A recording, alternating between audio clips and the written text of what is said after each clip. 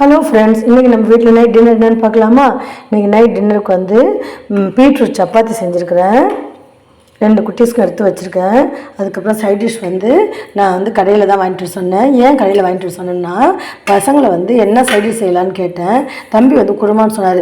என்னப்பா நேற்று தான் வந்து சாதத்துக்கு வந்து குருமா வச்சுருந்தோம், இன்றைக்கி குருமா கேட்குறீன்னு சொன்னேன்.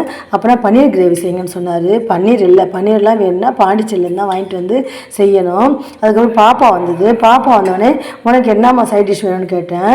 அது வந்து மஷ்ரூம் கிரேவின்னு சொன்னிச்சு. மஷ்ரூமும் இல்லை, மஷ்ரூம் வேணால் எங்கள் காலையிலேயே காய்கறி கடையில் வாங்கிடணும். கொஞ்சம் பாக்ஸ் தான் வரும்.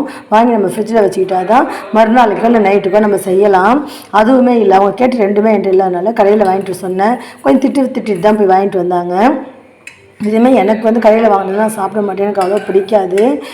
எனக்கு வந்து கொஞ்சம் சட்னியுமே கொடுத்துருக்காங்க ஹோட்டலில், அது வந்து தொட்டுக்குவேன். அப்படி இல்லைன்னா நேற்று நம்ம வீட்டில் வச்ச குருமாவே இருக்குது, அதையே சூடு பண்ணியிருக்கேன். எனக்கு வந்து என் கைக்கு வீணாக போகாது. காலையில் தோசைக்கு தான் சாப்பிட்டேன், மத்தியானம் புளி சாதம் கிளறி சாப்பிட்டேன். அதனால் வந்து இதை நான் மறந்துட்டேன் சாதத்தில் போட்டு சாப்பிட. அதையுமே சூடு பண்ணுறேன், அதை வச்சு நான் சாப்பிட்ருவேன்.